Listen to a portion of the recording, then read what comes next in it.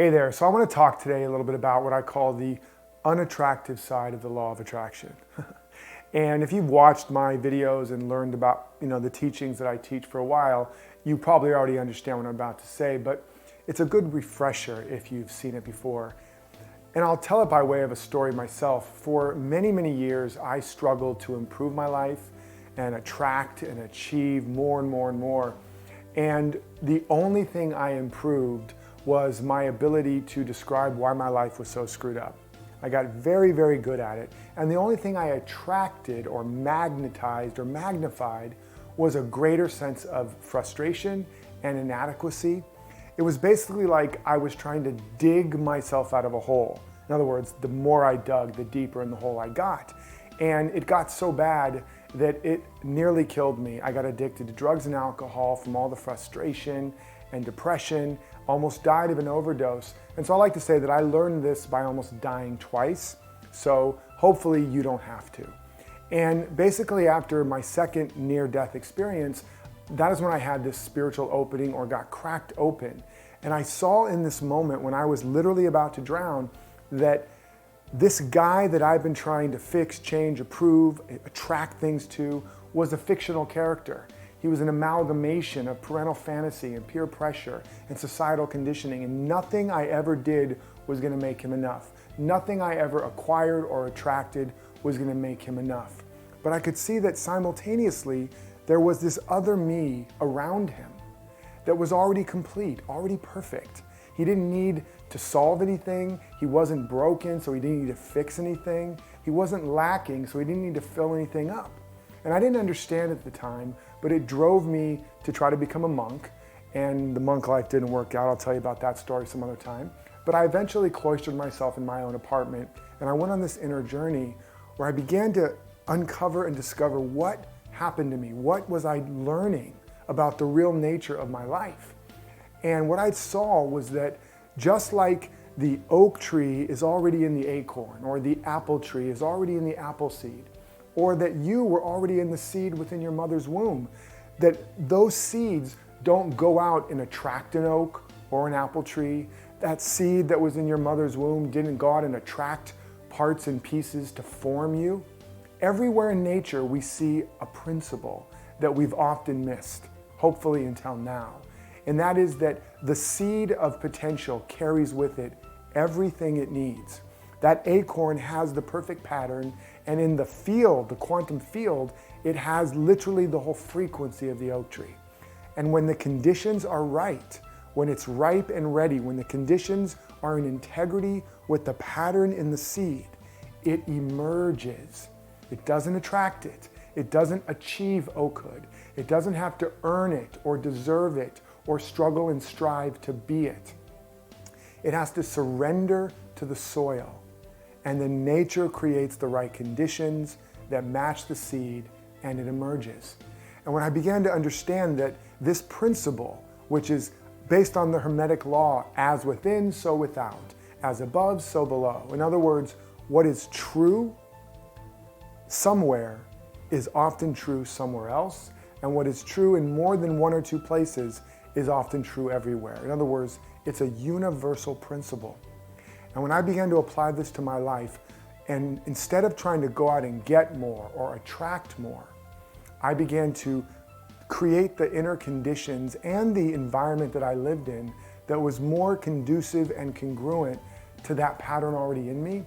My life began to blossom naturally, organically, bigger and better and more abundantly than I'd imagined, and with barely the amount of stress and struggle that I had before.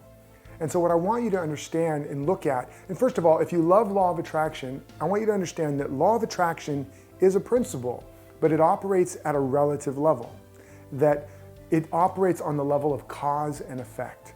In other words, at the appearance level, it looks like things are attracting, like is attracting like. Cause, there's a cause and there's effect. But what we know at the quantum level is there's just potential. There's an idea, there's a pattern, there's a seed pattern. And when the condition is right and it emerges at the level of cause and effect, it looks like this is causing that, or this is attracting that. But it's not actually what's happening. It's what's called, it's a linguistic convenience. Like we used to say, the sun rises and sets, right? But it's not actually doing that. I hope I'm not, telling you there's no Santa Claus here, but it doesn't actually rise and set. The planet's revolving, and it creates the illusion of a rising and setting sun. But relative to the planet, the sun isn't doing anything, okay? But it's a linguistic convenience. And it's a better line, hey darling, you wanna go watch the sunset, instead of, hey, you wanna go watch the planet revolve.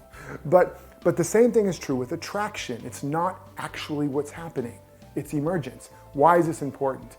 Because when you're trying to attract something to you, you're visualizing, you're affirming, you're doing whatever the strategy is, you are by definition already saying, I don't have it, I'm not it, it's over there. And what you get and what you're really praying and affirming is, I'm separate, I don't have enough, I'm not there yet. And that is what manifests. And I know if you've been practicing this, you know what I'm talking about.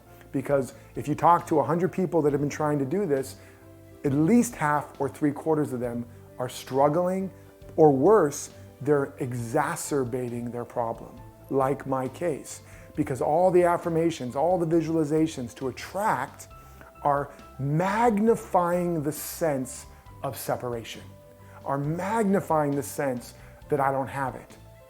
Okay? Because if you're saying, I'm abundant, from a consciousness of, I don't have it yet, but I'm going to attract it, what you're really saying is, I don't have it yet, but it's coming. I don't have it yet, but it's coming. I don't have it yet, but it's coming. And so you magnify and manifest a bigger and bigger experience of, I don't have it yet, but it's coming. Now, how does it feel when you know something's going to come, or you think it is? You start to feel a little anxious, a little frustrated, and then if you keep waiting and waiting and waiting, you feel more frustrated and more anxious. That's what you're creating in yourself. And this is why Jesus, one of the great metaphysicians and mystics, said, when you pray, pray believing you already have it, that you may receive it. That wasn't a metaphysical trick to attract it. It was the mystical truth that you already have it. He called it the kingdom of heaven within you. Buddha called it nirvana. Lao Tzu called it the Tao. I don't care what you call it, as long as you call it forth from within you. As long as you realize you brought it all with you, and you're not going to attract it or achieve it.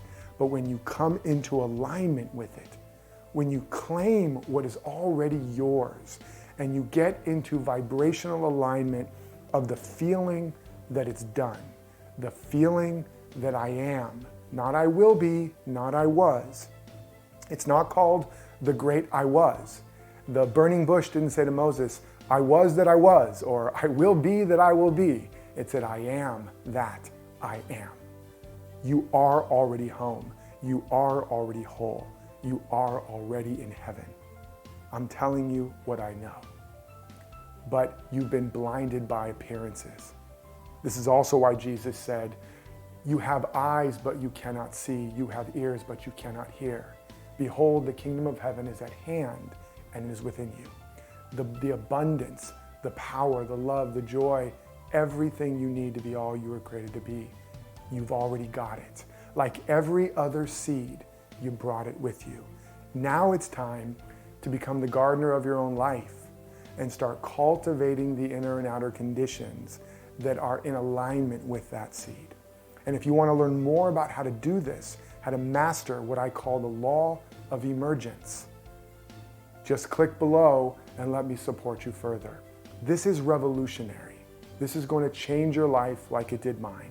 I went from 19-cent box of mac and cheese, broken, and suicidal, to $1 million homes and world travel and a business dream come true and every other thing that I've wanted. I'm happier than I've ever been. I am in love more than I've ever imagined. I have more friends, more community, deeper, richer family, not because I attracted it, but because I got in alignment with that truth that I already was, and it began to blossom. So click below, let me support you in learning how to activate your emerging power, how to activate the law of emergence in your life.